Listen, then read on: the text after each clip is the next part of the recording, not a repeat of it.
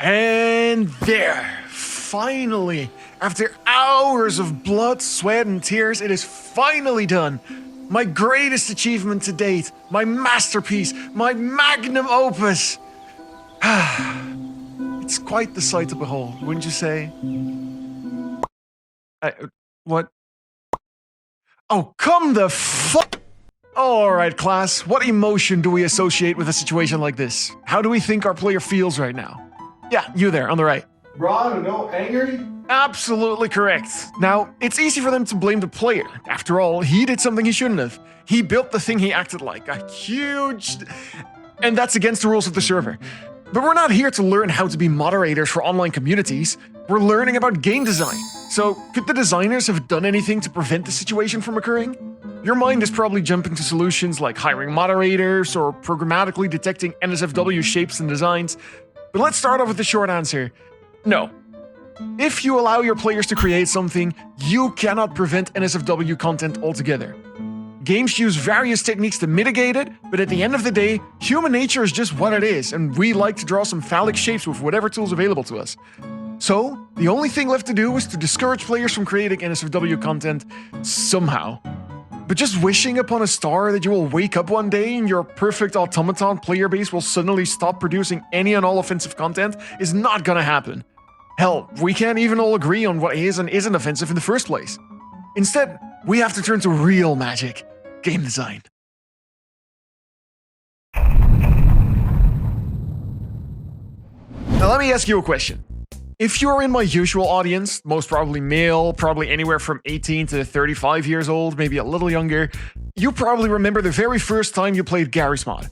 If you've never played it, it's a sandbox game in Valve's source engine with guns and loads of mod support. That's all you really need to know right now. Just play along for a bit. The first time you played Garry's mod, you probably joined a server with some friends pretty soon. Once there, you find each other in the digital world your server's host has chosen, after you've managed to finagle all the mods you've installed into working together, of course.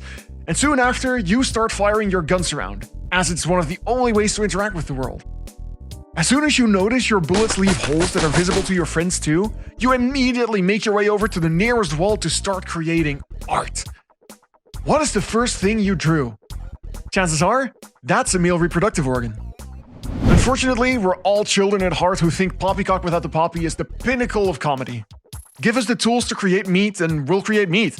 Hell, you don't even have to give us the tools. We'll find a way to stack ragdoll bodies, physics objects, and other movable terrain features into... features. This is such a prolific, persistent problem for anyone managing digital spaces that it's gotten its own term, TTP, acronymic for time to penis. Basically, the amount of time it takes from the release of your product until the time a player creates the first phallus. To quote Mythic Quest, you give the public a shovel, they dig dicks. You give them a pen, they draw dicks. You give them some clay. Definitely gonna sculpt dicks. Now lots of games today are limiting the player's tools to create digital crown jewels. Valve just completely got rid of their sprays in TF2 because of the endless moderation they would have to do to prevent Johnson from appearing all over their servers. Never mind all the other terrible stuff some players were trying to share in their sprays. Overwatch opted for a limited set of pre-made sprays that people can choose from, out of fear for this exact outcome if they let their players lose entirely.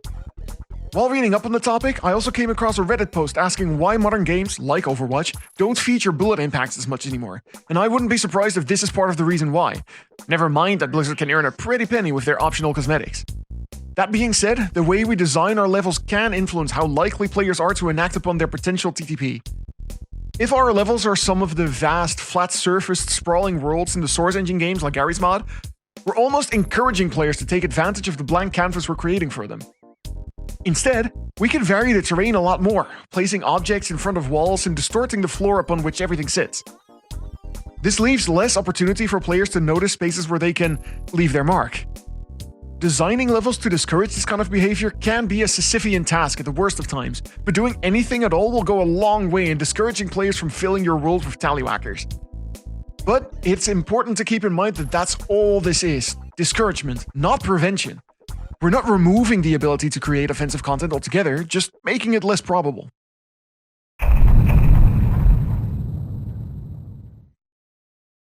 No, just don't. Honestly, if you're creating a game where people interact in large online spaces, chances are your target audience is not children in the first place. You might still want to block certain content from making it through though, but even large AAA studios struggle with this issue. Lots of them outsource their moderation work to companies in third world countries, where wages are low and workers' rights even lower. As indie developers, I hope we can all agree that that's not how we want to work, even if we had the tools to do so available to us. In general, automated moderation just doesn't work.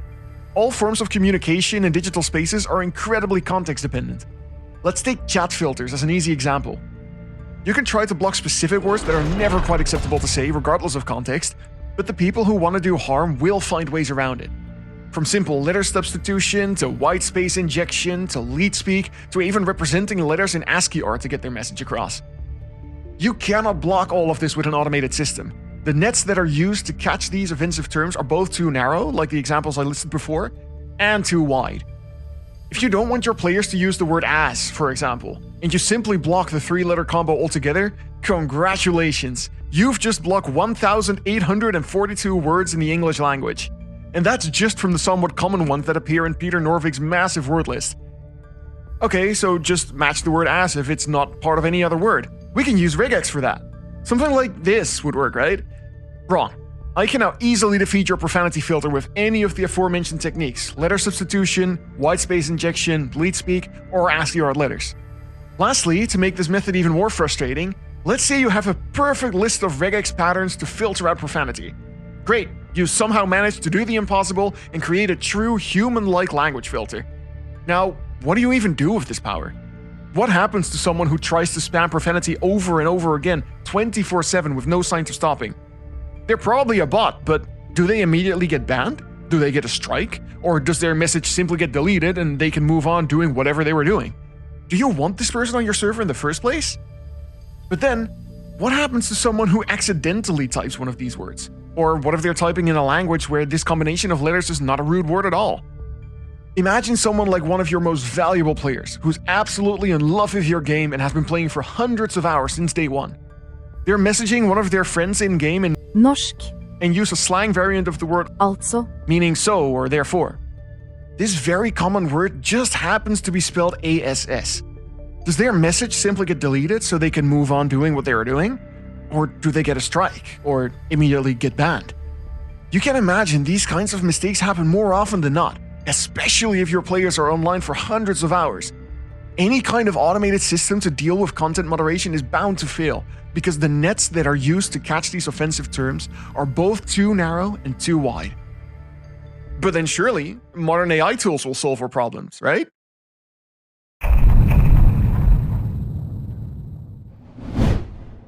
Well, not quite. AI can be a powerful tool, but it's far from infallible, especially in situations where players are practically incentivized to try and beat it. If there's an AI content filter in any online space of any kind, loads of users will probably love to try and find ways around it. You see stuff like that happening all over the internet, which is how we ended up with terms like unalive, grape, and everything in Minecraft. But even if you remove the human element on the challenging side, your AI tools aren't even foolproof. Bad actors can train an AI to specifically exploit the weaknesses of another. They can gently nudge pixel colors in ways that are nearly undetectable by human eyes, but are immediately interpreted by the content moderation AI as something completely different.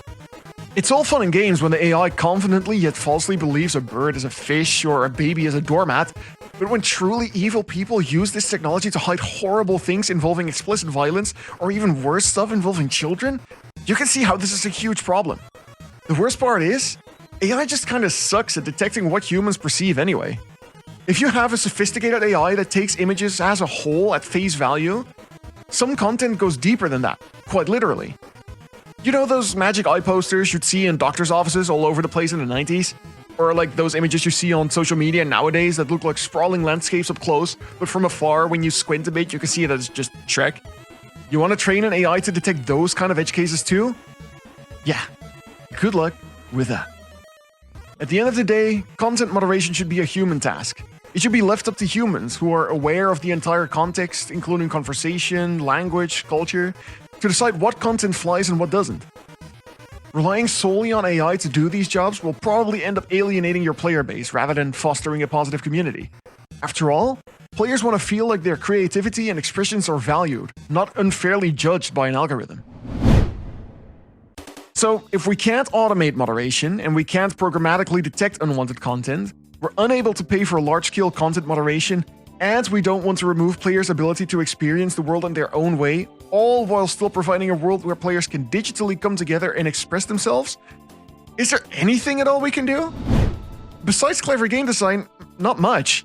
And in some games, this is a big problem. You can give players the tools to report unwanted content, but if the only people who are able to fight repugnant imagery and language are the same people who should be spending their time experiencing your game, you're probably not going to be left with a wholesome, positive community. You'd be lucky to be left with any community at all. However, it's not all doom and gloom. Depending on your game, content moderation might not even be a problem to consider. In Blightwatcher, for example, I'm not dealing with a massive open space where loads of strangers interact with each other. You have to choose to join a server started by one of your friends. You and your friends already have a common culture. Maybe not the culture from your country, but any group of friends grows their own small subculture over time. You can lean into the ins and outs, the do's and don'ts as much as your heart desires, and no one except your own friends will tell you off for it. If you want to use Blightwatcher to share graphic imagery depicting various reproductive organs with each other, be my guest. I can basically take a completely hands-off approach to content moderation. And Blightwatcher definitely isn't the only game like this. This is just inherent to peer-to-peer multiplayer games. But that doesn't mean I've completely sidestepped the challenge. Even in a closed peer-to-peer environment, there are still opportunities to encourage creativity and collaboration in ways that naturally discourage offensive content being created. For instance, the design of Blightwatcher doesn't lend itself to open canvases where players can easily create inappropriate content. Instead, tools for creativity are limited by preset rules within game mechanics, like crafting or customizing items. These systems foster player expression, but they're constrained by the mechanics of the game itself, leaving little room for unintended uses. The only other venue for potential offensive content generation is the in-game chat. Since Blightwatcher already covers some pretty dark topics itself, it would be nonsensical to police people's language within the game. This approach minimizes the need for traditional moderation. I don't want to remove players' freedom, but rather design the tools and environments in such a way that the majority of players naturally steer towards helpful creativity. By channeling creative energy into systems with inherent flexible guardrails, Blightwatcher fosters a sense of expression that aligns with its themes while reducing the potential for disruptive behavior. But all of that being said, if you want to make your sword look like a dong, you can absolutely still make it look like a dong. Even though Blightwatcher doesn't rely on any automated moderation, I think we can still learn a lot from the examples set in other games. Whether it's about the limitations of automated moderation, the clever game design that distracts from creating offensive content, or just the fact that we're all juvenile little demons at heart. I can't say with full conviction that my game will never be used to share inappropriate content, but I can be fairly certain that it won't reach audiences that the content was not intended for in the first place. In order to allow full freedom of creative expression for Blightwatcher's players, whether in the demo or in the full game, I think this is the right amount of moderation. But before we can worry about any of that, the game itself needs to be developed to a fully playable stage. We're inching ever closer with every devlog, but we're not quite there yet, and the end of the year is fast approaching. That being said, Phaii and I are working hard to get the whole experience done by the end of the year, while still supplying this channel with bi-weekly content. If you enjoyed this video, the best way to show your support is by sharing it with someone else you think might be interested. If you have any further thoughts to share, make sure to leave a comment down below. I read all of them. If you learned anything new from this video, or you were entertained enough to make it here and you want to keep up with Blightwatcher's development, make sure to like, subscribe, and hit the bell icon. With the end of the year fast approaching, I don't know if the next devlog is going to be here in 2 weeks, but I still hope to see you there. So until then, cheers.